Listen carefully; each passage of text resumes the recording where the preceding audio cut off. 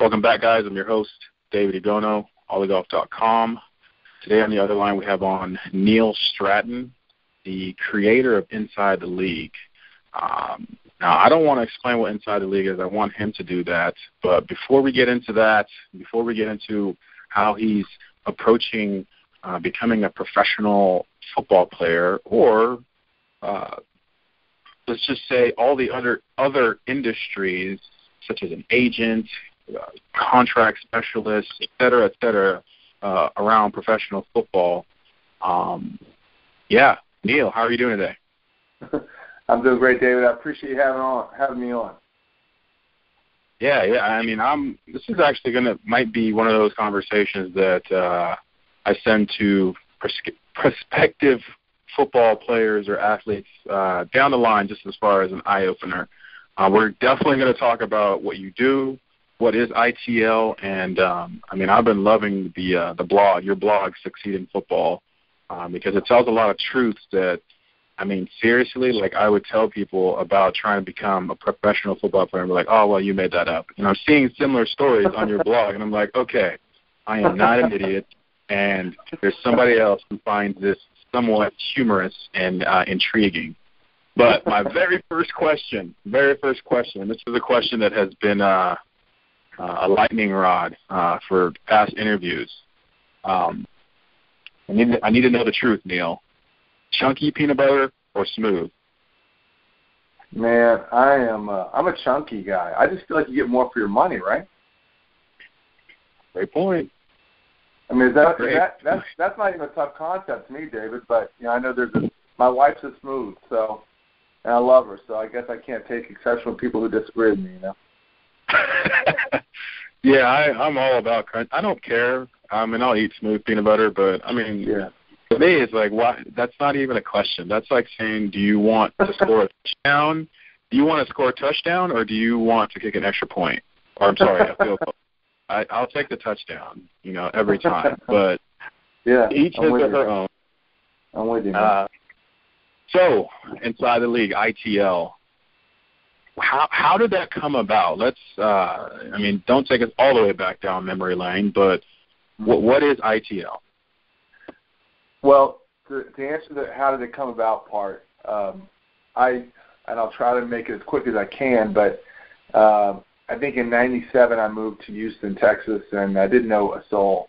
And one of the first people I met was the fiance of a coworker who kind of wanted to be the next Mel Kiper Jr. And so Troy and I started this little draft publication, and this was a print product, and we came out 4 times a year, and we, just kind of wrote about the players that we saw, quite frankly, and broke them down, in the fashion that you'll see all over the internet now.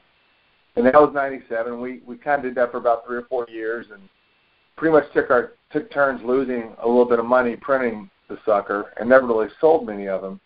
And that was right around, like I said, right around 2000 when the internet was taking off. And I always say, the internet was invented for the NFL draft. That's the real reason that it was invented, only half tongue-in-cheek, quite frankly. The way that NFL draft experts and, what have you have taken off and just, proliferated has been kind of mind-boggling. But anyway, it became pretty clear that there was no secret sauce to being a draft guy. And so within 4 years, we had pulled the plug on Lone Star Football, which is what it was called. And so but I'd gone to these All-Star games, and I'd met a few agents here and there, and I'd kind of gotten to know a few people, and enough of them told me that there wasn't a publication that was just for people in the industry that kind of covered maybe the boring stuff that fans didn't care about, but people in the industry really cared about, because it's such an information-based business. And so I thought, well, hey, I'll do that, 5 days a week, and I'll put it online, and we'll talk about the issues and the topics, and we'll do investigative stuff, and all of those things. And so we launched in fall of 2002, and I'd done all this market research, and it was going to be huge, and I recognized there's a need. And I remember staying up till midnight on, Labor Day of 2002, thinking, oh my gosh, it's going to swamp out my server, it's going to kill me, I don't know what I'm going to do, and then I'm going to lose all this credibility because all these people are going to subscribe. And so the next day, by 3 days later, I had 1 subscriber, I think, and it had kind of punctured any idea I had of being an overwhelming and immediate success. But we slowly but surely built a very small, very cult, very following in the early 2000s, and things were kind of toddling along, but I was working for the Houston Chronicle kind of as a low-level editor and still not really making any progress there either. And I realized that, or I came to believe that there was no future with Inside the League. So another kind of long story and somewhat of a bunny trail, but I wound up running the Hula Bowl as the executive director for the 2008 game. And I saw that as my way to kind of break free not only of the newspaper industry but also of Inside the League. And so I shuttered the site and I ran the game, and I thought everyone was going to live happily ever after. Who doesn't want to work in Hawaii? Who doesn't want to run an all-star game? Who doesn't want to talk to scouts? Who doesn't want to feel like a big shot? So however, again, fast-forwarding a bit and giving you the abridged version, within 72 hours of the completion of the game, my phone had been cut off. Within another 24 hours, they called to tell me my health insurance was cut off, and that's kind of how I found out there wouldn't be a 2009 Hula Bowl. So I kind of, after I kind of came home and licked my wounds for a while, my wife said, you had this thing Inside the League, and when you first started it, you were just going to do it for the business, and then you kind of mutated it and made it more for the fans and kind of tried to, have your feet in 2 different areas. And she said, why don't you just go for it and do it one way rather than the other? And so I thought, maybe that's a good idea. And she said, also, you need to raise your price point significantly, which I did. I went from an annual model of $45 a year to, at the time, $25 a month. And so I took that to my old clients, and, of course, there was much gnashing of teeth and pounding on the desk, and it was an outrage. How could I, how dare do that? And that was frustrating. But we finally kind of got some currency and got some traction with people, and by God's grace, that was 2008, and it's 2015 now, and we've grown significantly since then and built on our relationships and carved out a very tiny niche and tiny corner of the football world, and I'm glad to be here. We've kind of established a beachhead, and I'm really excited about the direction that we're going and what we hope to have the bandwidth to be able to do in the coming years. Wow. Well, I mean, before we even go into that, I think that's a great synopsis. Why football? I mean, why weren't you into basketball? Jerry West is from West Virginia. Why football? Well, I played football in high school. I guess I'm like almost every guy. I played every sport in high school. I came from kind of one of the bigger schools in West Virginia. That would be one of the smaller schools in Texas probably. But I got to play a lot of sports, and so I saw those things. But football is kind of, where my interests really lie. And I'm a huge New Orleans Saints fan, which is a whole other bunny trail. But anyway, that was where my passion was. So I went in that direction. Come to find out that was really kind of divine guidance, because without going into too much detail, the gestation period for football from sign a player to get paid by that player is much shorter than it is in baseball or basketball or hockey, which I don't really even have even a fundamental understanding of. With football, you may sign someone in January, and if everything goes extraordinarily well, by September they may be on a 53-man roster, and you may be billing them for your services. In baseball, you might sign a kid when he's 17 or 18 years old. He toddles around the minor league 6 or 7 years. If you're lucky, he makes the majors, at which point I believe he has 3 or 4 years of just being renewed before he's eligible for arbitration, and then you can start to negotiate for him and claim fees. And then if he's anything significant, then he may have been swallowed up by a bigger agency or something along those lines. Basketball, my understanding is these relationships begin between agents or their affiliates and star players as early as 7th and 8th grade. And not to mention the fact that you have 12-man rosters in baseball, 12-man rosters in basketball, 25-man rosters in baseball, and 53-man rosters in football. So the odds are just better, and my interest level was higher.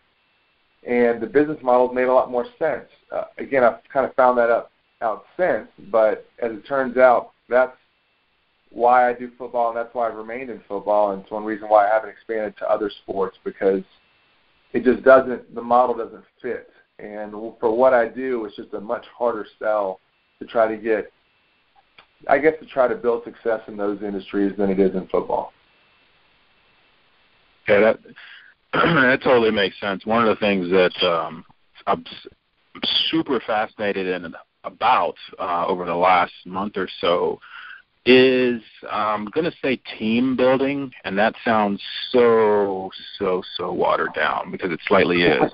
I'm very, very fascinated by not only how do you get the best player, but how do you get the best player for your system that matches up with your scheme, that matches up with your coaching staff, that matches up with your culture, that matches up with, oh, by the way, the salary cap, and on and on and on. And one of the cool things I've learned is that, I mean, baseball, hockey, those are sports where you may have a Wayne Gretzky every or Sidney Crosby every 10, 15, 20 years, but there's just such a long maybe that's a whole other conversation, but I could see why you chose football.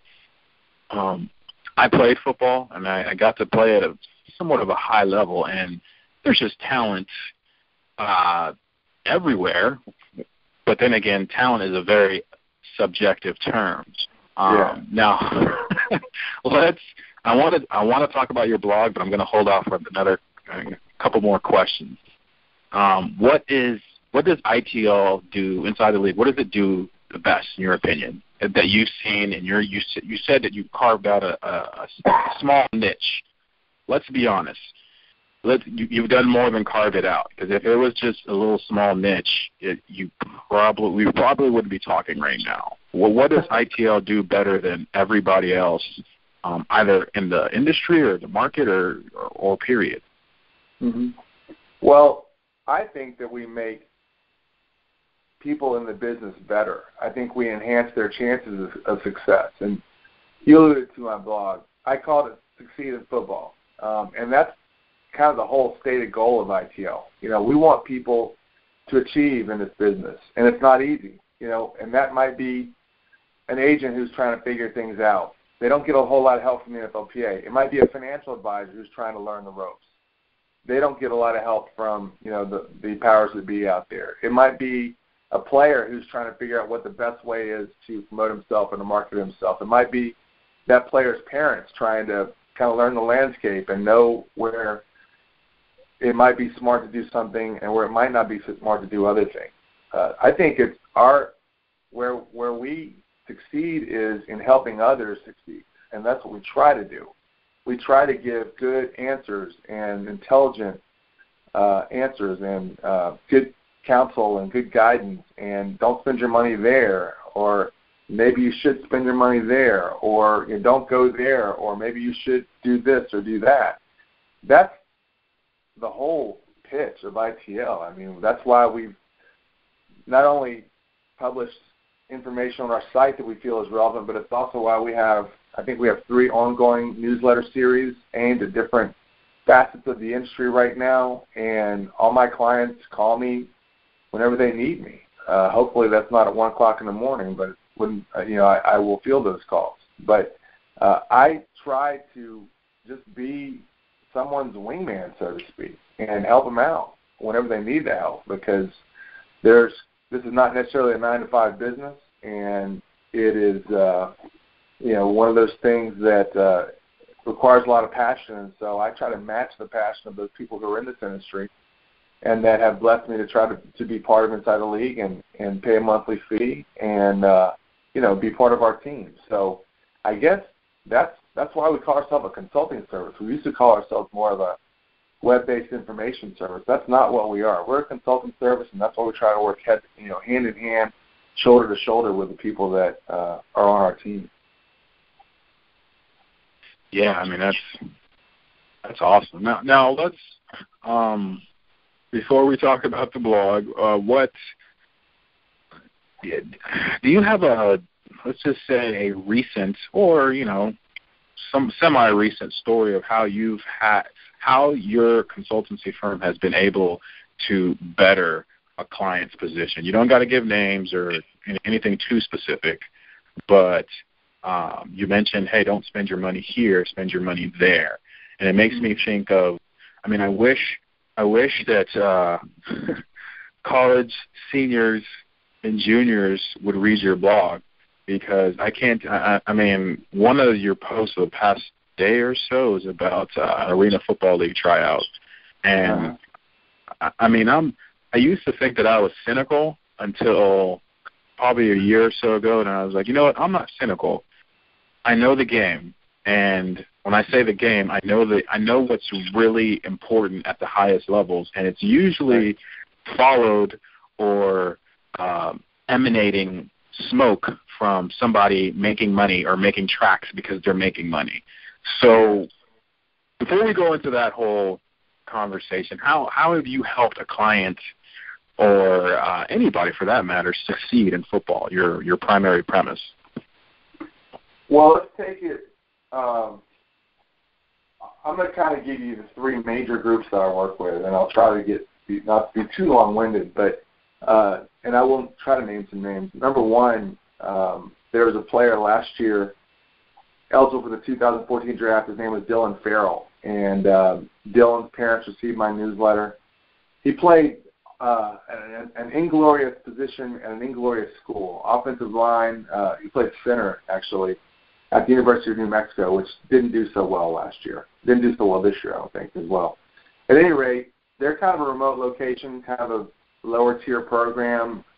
He's not a sexy kind of guy. His parents are very humble folks.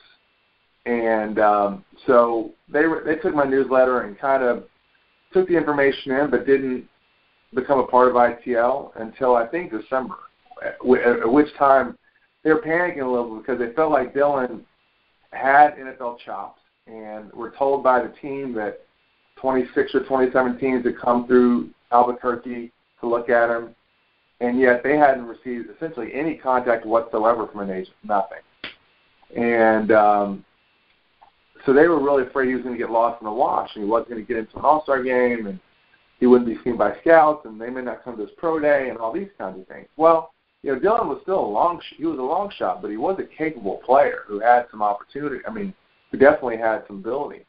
And so I said, look, let me put you in touch with a few agents, and I'm not going to steer you to any of them, but I'm going to give you 5 or 6 that I think are good possibilities, and we'll let you see what happens. And if you don't like any of them, you can tell me to shove it, but I just want you to at least have some opportunity. So I put them in touch. I put the Farrells in touch with several, and there were times when I would be on a conference call with them. They'd be talking about the weaknesses and strengths of them, and I would be kind of filling in their backgrounds. And ultimately, they found one who got Dylan into the Shrine game, which is nothing to sneeze at. I mean, that's that's the number 2 All-Star game. So kind of proved that what they thought was true. And then they signed with an agent who they thought would work really hard for him, and sure enough, he did. And so as we went through the process, there were still some harrowing times, and they were a little bit nervous about things. They weren't sure, but they felt like they were doing what they needed to be doing. And I was right there alongside of them, telling them, hey, look, don't lose faith, and keep on, believing and focusing on what's important. And Dylan did go undrafted. But after the draft, he signed with the 49ers, and he was fortunate enough to make the 53. And I think the odds of an undrafted player making not the practice squad, but the active roster is at least 8%, something along those lines. Very low odds. But and I certainly, I didn't put the pads on play for Dylan, but I was happy that I was able to at least kind of lead him along the way and help him continue to believe in the process and believe that the agent they had chosen was going to do a good job for him and that he knew what was going on. And when they had questions, I was there to reassure them and say, hey, look, this is what to be expected. These may feel like setbacks, but they're not. And Dylan's still on the team, and that's pretty exciting. I mean, that was a real victory, and it was very gratifying to be part of that. I didn't do anything to get Dylan drafted, but I was happy that I could kind of show them the way and help them get good representation and help them make good choices and all those kinds of things. Agent success stories, typically if you come into the business as an independent, unaffiliated agent, certified by the NFLPA, your chances of getting somebody on a 90-man roster are like, I don't know, maybe 5% if you're lucky. Your chances of getting someone drafted are essentially zero, although it does happen. Usually once a draft there's someone who that happens to, but it's really kind of fate and circumstance when it happens. I've been fortunate enough to work with several agents who are first year who kind of went into this somewhat blind, and I was able to kind of walk them through the process and help them get players on the All-Star games and get the exposure they needed. I remember 3 years ago, I guess, I was at a game in Tucson. Didn't have a lot of history, and one of my clients is based in Phoenix. He said, "Hey, why don't I come down and have lunch with you so we can at least meet?" I said, "Great." So after we got done, we were at In-N-Out Burger. I said, "Hey, why don't you just go to practice and see if there's anybody out there that you like who's unsigned. You can find out who's unsigned on my site. And who knows, maybe good things happen and you sign a kid." Well, he did. He went out to the game and he signed a kid that had gone to UTEP, so he hadn't gotten a lot of exposure. He was kind of out in a remote area in El Paso. And, well, you know, the kid made the 90 with Tennessee. Now, he didn't stick on the 53 like Dylan did, but in the agent business, you have 3 years to get someone on the 90-man roster, or your certification is rescinded, and you have to start all over again. And in his first year, this agent was able to get someone on a 90 that he didn't even know until, middle of January. So that was exciting as well. And it was great to kind of help a connection be made like that. Again, I didn't say, you need to go sign this guy. I strictly was saying, hey, you might look at this guy. He may be a possibility. You might look at this roster. There may be some possibilities out there. I can tell you who is unsigned, and then you take it from there. And he did, and he was successful. Financial planners, kind of the same deal. We try to steer them in the right direction. I think there is a school of thought that if they just buddy up to as many agents as they can, eventually they'll get referrals. I don't subscribe to that school of thought. My feeling is you've got to go directly to the players, and you've got to get in front of them and risk being told to get lost or to have a door slammed in your face or hung up on, but to build a relationship with them and build a trust and then kind of build it from there. And I've been fortunate to work with some financial planners that, and I say this very humbly, a couple of them said, I wouldn't even have a financial practice if it weren't for Inside the League. And that's very gratifying. And that's not true, of course, but they said that, and it made me feel really good when they did, even though I know all I'm doing is providing tools. I'm not getting out there, and I'm certainly not managing money for them. I'm certainly not going out there making the hard phone calls, the cold calls, the introductory calls, the staying on the sideline in crappy weather to try to meet somebody. Those are the hard parts. But I try to give people the tools, and I try to encourage them. I try to, kind of help along the way and let them build relationships that are beneficial to them. And do all those things that you need to do in this business. And if you don't have a wingman, you don't have someone to kind of tell you where you may be going astray, then you can lose your way pretty quickly and wind up out of the business. I always say that people rarely leave this business on their feet. Usually they go feet first. I mean, they do it if they spend all their money, or maybe they've lost a key relationship like a spouse, or they've been, banished, even arrested or suspended by a school because they got frustrated and tried to take shortcuts they shouldn't have. I know that passion. I know that addiction. And so I try to channel those energies in the right direction.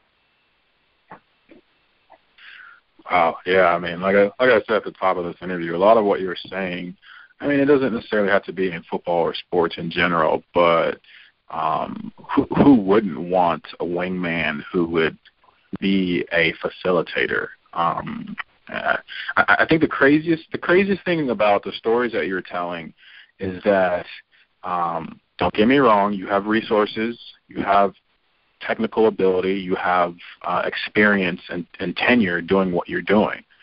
But the key thing in what you've been doing in the stories and the examples that you have given are soft skills. I mean, how easy is it to say, oh, hey, your son should sign up right here, right there. We'll make sure that he's taken care of. All right? by. You could have done that, but and trust me, I've seen plenty of people in the position of perceived power to help do exactly that. So I think that's fascinating how, you're running a high end. I don't want to call it a wingman consultancy, but you're running a high end service for a very volatile and very, very. I don't think people understand how competitive it is to. Right. I mean, they hear percentages, they see stories, but I don't think they really understand how competitive it is at like the arena football level. Forget about Canada. Forget about the NFL. Like, people don't understand how you need help. Yeah. So, I mean, go ahead.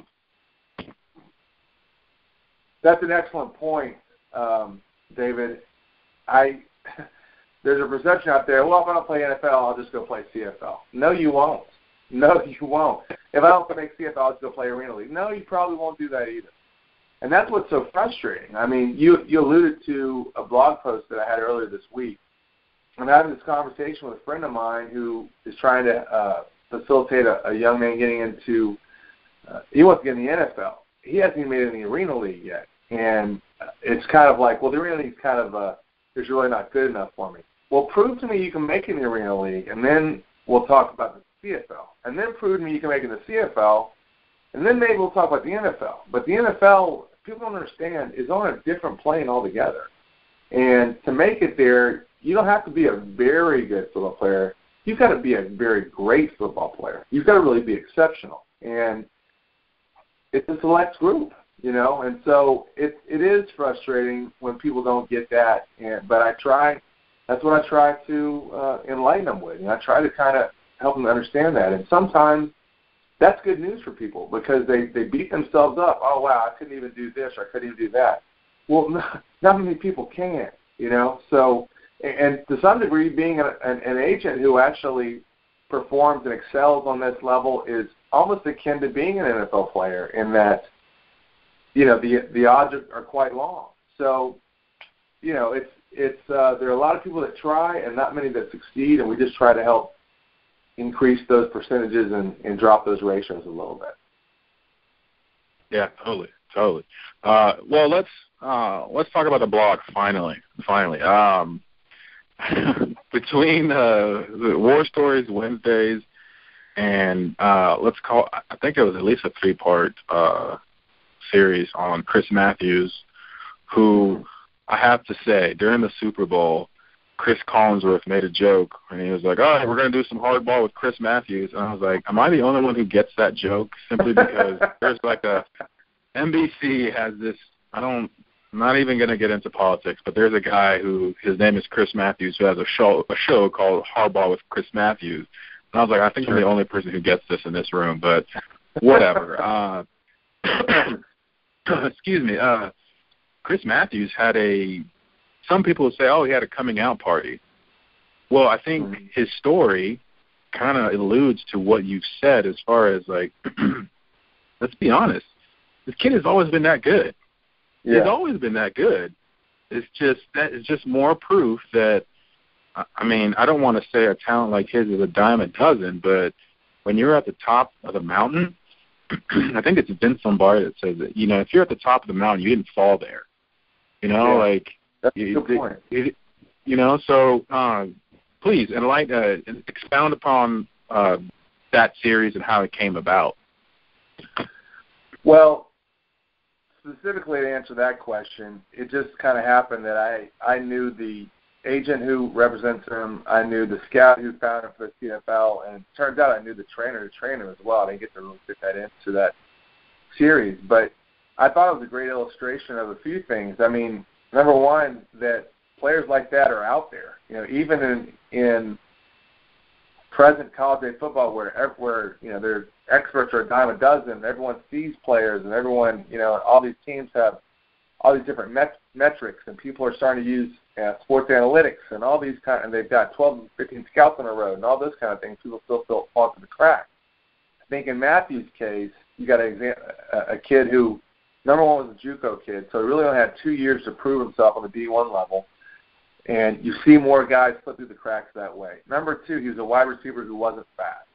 He didn't light the lamp on pro day where he ran like a 4.4 or even a sub 4.5, something that was really lickety split where everyone could get excited about it. When you're a guy that runs a 4.6 as a wide receiver, it's almost like someone draws a big red line through you, because they don't want to be the guy that goes and stands on the table, so to speak, and says, hey, this guy can really play. And most teams don't want to hear, oh, yeah, he's got great hands and great size. They want to hear that he can run really fast when it comes to receivers anyway. And so ultimately, no teams did. And so he winds up, I think, as a grocer or working at Foot Locker for a little while, and then he kind of works his way into the Arena League and then gets discovered by a CFL team only because they had a player almost exactly the same size that they lost in free agency that they thought they were going to be able to keep. And so Ken Mall, the Winnipeg scout who kind of found him, is going through his notes, and he finds a guy with almost exact same dimensions and says, hey, what the hey, let's give this guy a tryout, a camp invite, sight unseen. He comes up there, he blows up the league, he gets hurt the following year, but gets seen by the right teams, and the Seahawks roll the dice on him. And I'm not going to sit here and say that he's Jerry Rice, but he certainly was a valuable contributor on the biggest stage in pro football. At least for one game, he was something kind of special. So it's interesting how this thing's evolved, at least to me. I'm kind of a football nerd, and it sounds like you are too, David. But kind of figuring out how these things happen and how they don't happen is really interesting to me. How many people are out there walking around on the street that have the same ability but didn't get the same opportunity? I don't even know how you measure that. And, but it is an interesting point. Another blog post I talked about in Succeed in Football recently was, why isn't there a football minor league to find the Chris Matthews of the world more consistently? The answer is simple economics. How much does the NFL want to pay to find that 1%, 2% of players that maybe 20, 30 guys a year, maybe, that you spread across 32 teams, and very rarely they're really going to be difference makers? How much the NFL want to spend to find those guys when they've got the NCAA, which is the world's best minor league system? All these questions are things we talk about in Succeed in Football, and that's kind of what makes that blog fun to write, because I can't really write about that stuff for Inside the League because my audience in ITL is primarily people that have been doing this for a long time. But Succeed in Football it's kind of like everybody's invited. It's kind of like a football forum where I get big-time agents that read it and even some scouts, but then a lot of people that are sitting in sports management programs. And that's kind of what makes it fun. I get probably more phone calls on what I write in Succeed in Football from my veteran agents, veteran financial planners, veteran scouts than I do from anything I write in ITL. And I don't know why that is. It's kind of exactly the opposite of what I thought it would be, but go figure. I still haven't figured this business out, and I guess I never will. Well, first of all, it's almost like I want to say don't take this as a compliment. It is a compliment, but hopefully it gives you insight into why I think – trust me, I have an RSS feeder that I selectively curate what football news I read. I don't even think there's even 10 sites or blogs on there. Two of them are kind of cheating because they both are right for Grantland, so that doesn't really count, Yeah. And I think the reason why I personally like the reason why I like the angle that you're coming from is because honestly, nobody else writes about it. And like I said at the top, you're talking about things that football people either don't have the experience in or don't want to talk about. And I kid you not, you wrote the story about the AFL tryout, and I did my fair share of tryouts after I finished playing at West Virginia. And you want to do a social experiment? You go to any arena football league tryout. You bring a camera, you bring notes, you bring a audio recorder, and you just observe for the 2 or 3 hour stretch that it is, and you will be amazed. I remember running 40s. I will never forget this. Los Angeles Avengers. I think they're the LA Kiss now or something like that. Had a tryout in I forget where, some casino, Southern California. I want to say Ontario. Our group, DBs, receivers, were about to run our 40s, and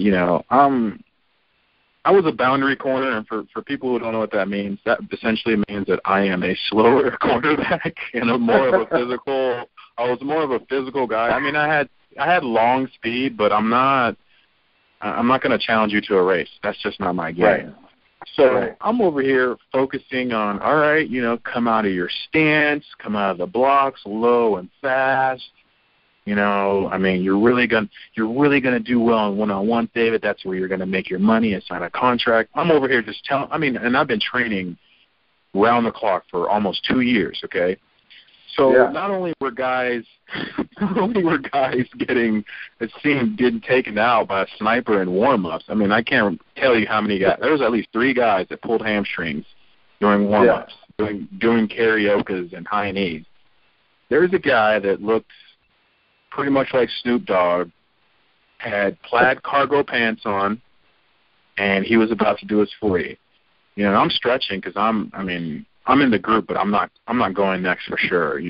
I'll take my time. I'll wait till the numbers go down. This guy literally does not have cleats. Okay, he had on like some Chucks or some Air Force Ones. He takes them off, takes off his socks, and runs his 40. I literally stopped stretching. I stopped focusing on what I needed to do, and I told myself, David, screw it. You just run your 40, and we're going to do this one-on-one, and we're going to get out of here. Because if I have trained for 2+ years, and this guy is going to pay, I think the entrance fee was $100 at least, just to do the tryout, and he's going to run a 40 barefoot and expect to get an honest-to-goodness look. I'll stop there, but in that moment, I was like, okay, I don't care about my 40. Yeah. I mean, you said social experiment. That's exactly what it is. It's fascinating. I mean, I left a lot out of that blog post about what I saw and who was there, and I didn't stay. Pretty much when they got started, I left. I walked out in the parking lot. There's 3 or 4 guys kind of milling around, kind of walking over. I'm like, y'all better get your butts in there. They already stopped registration. I mean, if you're going to do this, man, you got to understand. You got to be the best, not just a guy at these things. You got to be a stone cold baller, And it would be better if you're there on time. And it'd be better if you have the right equipment. It'd be better if you stretched before you got there. It'd be better if you knew some 40 techniques, they're all going to be really come in handy. But some people just don't get it, and I guess they never will. Yeah.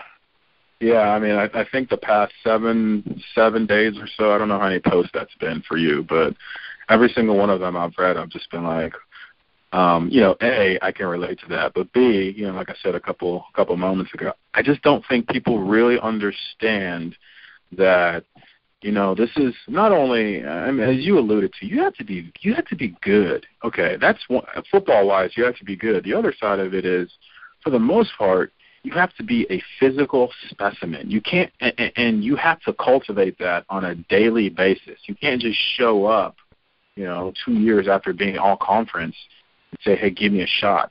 I mean, if you're that guy, can't think of any names are at the top of my head, that fit that category. If you're that guy, you better have been playing the minor leagues for 2 years. Better have been playing, you better have a story or a narrative that says, okay, we need to take a chance on you. But from somebody who tried to climb up the ladder, the hard way. I mean, I even played arena ball, and I'll tell you, I don't think we as a, let's just say, a football culture, a sports culture, understand that the minor leagues is not minor at all. It's really not.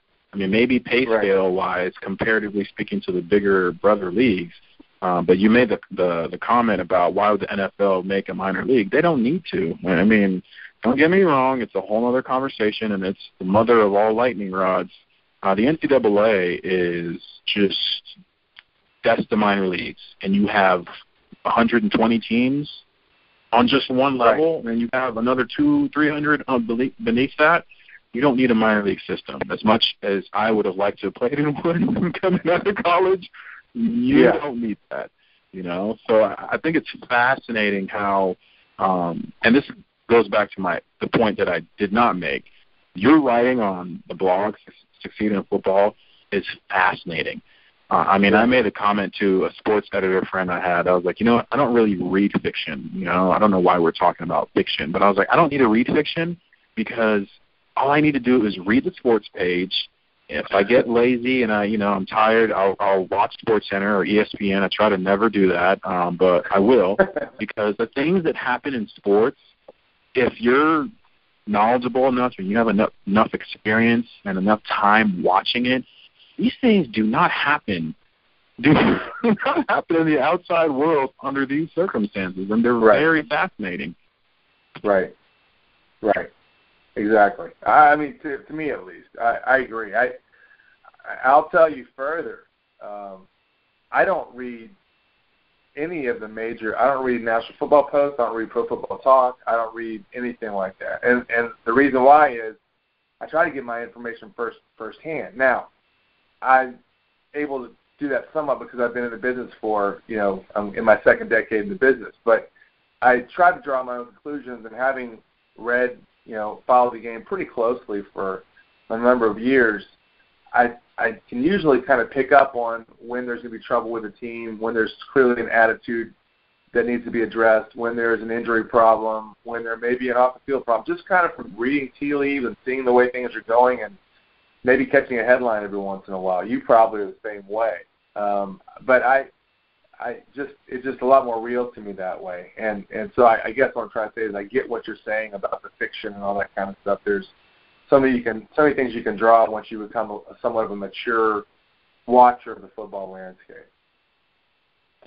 Yeah, if I start giving examples, this conversation will be 3 hours long. But all the stories that you hear week in, week out, college football, NFL, I would say the overwhelming majority of them are, let's just say, fabricated to a point where, don't get me wrong, you're going to have things that pop up, like, say, a Deflategate, which I made sure I didn't read any. The only thing about Deflategate that I was even halfway interested in was when Bill Belichick did the press conference, and it was live, and I just remember clicking over. I was like, okay, he probably has to do this, but what is he wearing? Why is he wearing the Patriots pullover over a dress shirt? That just looked awkward.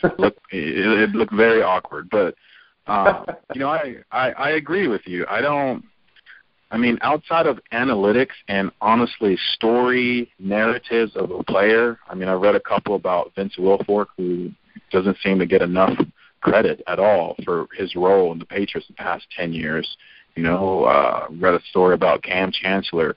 I don't read NFL.com. I don't read, a lot of things that you were talking about, simply because, I'm not trying to make enemies, but it's just, that's a different level of football knowledge that I want to acquire. And that's where I feel like your blog, that's the game that your blog is winning. Okay, obviously inside the league, ITL is a service, and I don't want to say it's standalone, but it serves a purpose.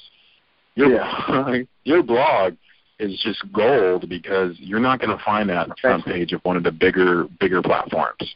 And I'm okay with that. Yeah, well, I appreciate you saying that. Yeah. To me that feels like the blog is mission accomplished. It's still pretty much in its infancy. We just launched it this summer, so I'm glad to get that kind of reception from you. That it is kind of hitting the right tone. That is our goal, is to try to shed light on the corners of the industry that people don't see and don't hear about much. It is a very select audience, and I get that. But for that audience, I think there's needed information there and relevant stuff. Oh yeah. Now I have maybe two more questions, and none of them have to do with peanut butter or anything like that, but they're more so focused on what I do at my site. it's crazy when you look at, how you get to a certain point. I'm a football guy, and I have somewhat of let's just say, a process-laden, maybe even a golf-focused, at the outset, blog. And the reason why I went that route, because in all the team sports I played, it was always about team, it was always about character, finding your role, obviously rising to the occasion. But the cool thing about golf is that your process defines your results, or at least the consistency of your results. You can hit some hole-in-ones, some eagles. You can have a great weekend and win the Masters, but if you're not consistently ironing out your process as an athlete, as a professional, you're not going to see sustained excellence. Right. So my question to you, and this is sort of a tricky question because you have had a couple different iterations of your site and what you do. I'll just make it broad, and you can take it however direction you want to take it. What has been the one process or maybe even mindset that you've made sure over the past 10, 15 years, you're like, hey, Neil, I just got to do it. I got to make sure I do X, or I got to make sure I learn more about X. Okay, now you're asking like an ITL client that wanted to know a certain bit of information, and what was the most common one? Is that what you're asking me? No, this question is about you. You've created a small benevolent empire about what you're about. What have you made sure as the head of the organization, of the idea? What have you made sure that you are going to make sure that, hey, if we sign somebody or if we talk about anything, we're going to make sure we hit these 2-3 points? Like what has been a constant theme in every iteration of what you've done with ITL, Succeeding Football, et cetera, et cetera? Well, I guess, the central one is really certainly not inherent to football, but I just feel like if Inside League is going to survive and the Stratton family is going to survive, it's going to be because I have a laser focus on giving people what they need and providing tools and services. I just got an email from a client who said, hey, I need the email addresses and cell phone numbers for all 32 Southeast scouts in the NFL. I don't know that I can provide that. That's pretty direct. That's pretty personal stuff. But I like the fact that he asked me, and I don't think he asked anyone else that. And the reason he did was because he felt there's a reasonable chance I might be able to give him that. And that's awesome, because hopefully that means he sees me as a real resource. When we started out, I thought, hey, if we just write about this kind of business in a way that nobody else is, that'll be fun. That's not nearly enough. People need answers to questions. It's like when you call in, you got a problem with your bank statement or something and you can't get past the recording. That drives you crazy. You want to be able to talk to someone, and that's what we do Inside the League. We're here when people need us, and when we aren't on the phone, hopefully we're providing something on the site or something on Succeeding Football where they can get the answers they need. Very particular stuff, very directed information. Next week we're going to have Phil Emery, who's a former Bears GM, come in and speak to people at our seminar. We do this every year. We've been doing it for 6 years now, and it's free for all our ITL clients. It's just something we do kind of as a client appreciation thing. It also happens to be the day before my birthday, so kind of dovetails mine. But anyway, we're dedicated to finding what people need and giving it to them, and that's what that is in 2015 is very different from what it was in 2002, and I'm sure it's very different from what it will be in 2030. But we're going to keep on doing that, try to do it day by day, and I guess that's just really good business rather than good football business. I don't know if that answers your question or not, David, but hopefully it does. Oh, it does. It does. I think a lot of times, I've been guilty of it for sure in the past. We all want to do something better than what is either out there or that has ever been seen, but we're not focused and we're not consistent. So I believe what you're saying definitely answered the question and provides a platform to understand if you really want to make an impact. I mean, first and foremost, you have to deliver something of value that people are actually needing. You know, I mean, if you were to tell me, hey, David, I'm going to start another fantasy football site, guess what? It's kind of hard to make valuable. You know, I mean, I'm not saying it's impossible. I'm just saying it's kind of hard to be valuable in a way that's worth your time and maybe more importantly, worth everybody else's. Yeah. So I want to figure out how to frame this, but this is the last question. And again, I want to thank you for I want to thank you for taking time out to do this. I know this is a busy season with just the draft and if you're in any level of, let's just call it player development or talent acquisition in football, this is the hell months, I guess, the hell weeks. Yeah. There's really not a whole lot of time to assess the landscape. You got to keep going. You got to keep moving. Now, this is not supposed to be a trick question, but you know what? You've done a couple things and done a lot of good in the football, as you said, and tiny little niche in football that you've cornered. What one thing are you most proud of?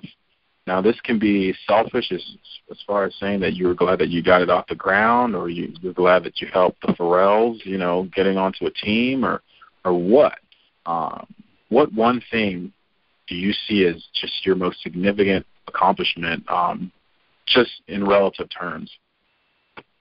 And it's really pretty easy. I've seen a lot of very capable people, very smart people, very talented people, far more smarter, capable, and talented than I am, that have tried to do something in football and failed. And I am certainly not going to sit here and say that I'm anything of any real substance, but I have been able to provide for my family with a business that's growing somewhat well, 25 to 30% a year for the last 4 years. And that's pretty exciting because, David, before we kind of relaunched and we kind of recut inside the league, I've been let go 2 times in 3 years. And so a lot of people take security and faith from having a job. Not me. After getting let go 2 times in 3 years. So that's when I kind of came to realize if it's the old cliche, if it's going to be, it's up to me. And a lot of people, I had people that told me, hey, you need to go get another job. And I said, I've got to find out if inside the league's going to sink or swim. And again, I give the glory to God, but because that's happened. But He's used me and He's led me and brought me in a direction to where I have been able to identify what people need, and I've tried to relate well to those people and give them those tools and help them out. And that gives me the most satisfaction when I lay my head down at the end of the day. It's people saying, hey, man, you made a real difference for me. That's important. And, and it'd be great if that was, for me, that'd be great if I was a plumber, or if I was an insurance salesman, or if I was, in used cars or whatever. But the thing that's most satisfying to me is that it's in football, which is my passion. So that's the biggest one, is just to have been able to make this happen and continue to make this happen, and we're taking it day by day and taking nothing for granted. But to be able to do something in my preferred field that I've always wanted to do all my life and really make it grow and really make it into something that is substantial, at least on a small basis for my family. And so that'd probably be the answer to your question there. You know what? That's an awesome answer, simply because it's the truth. I don't want to speak for you, but a lot of us, no matter what we try to do, we always try to come off as being, cultured. And, I'm really glad that this has panned out, blah, blah, blah, blah. Well, you know what? You bet on yourself, and, man, share it with the world. I'll never forget. I went to junior college, and I had a junior college coach, Coach Giovando, who, for the love of all things football, told stories and I'm from Phoenix, Arizona, would tell stories beginning, during, and after practice that were at least 20 minutes long while we were just wilting in the heat. And one of his favorite quotes would be like, "Gentlemen, gentlemen, gentlemen, you need to tell yourself, if it's gonna be, it's up to me." He'd say it like literally, like we would roll our eyes because he would say it weekly, you know. So it's always good to hear that because it triggers okay, let's run and get out of here, reflex in me. But yeah, at the end of the day, you got to bet on yourself. Nobody else is going to. It doesn't matter if you're, talking about a guy like Chris Matthews or a guy like Dylan Farrell, or talking about somebody who wants to become an agent or a financial planner. Nobody's going to say, "Hey, do you want to be a financial planner for football players? Do you want to do that? Because we have an opening." That's not how this world works. It will never work that way. Yeah, that's right. You got to go after it, man. You got to make it happen. Awesome. Neil, I want to thank you for taking time out to do this interview. It's funny because this was I'm happy that we got to talk about. I mean, don't get me wrong. It's nice to talk about the mechanics of what we do, okay, what you do, what I do. But it's also nice to talk about the what I like to say as the game around the game, as far as your perception and the psychological barriers that make people act a certain way or allow us to say, you know what, I want to give us another shot. And how funny is it that well, maybe not funny, but how ironic and telling is it that your wife gave you sound business advice, and not saying that shit's above or beneath her, but that's all you needed. Right. Get it going. That's right. Yeah, you're right. That's right. So yeah, I mean, Neil, thanks again, and we'll definitely be talking soon. Well, I appreciate it. It's been a real pleasure, David. It's been a lot of fun. It's always fun to talk football with someone for an hour, and this has been no exception, man. I appreciate you having me on.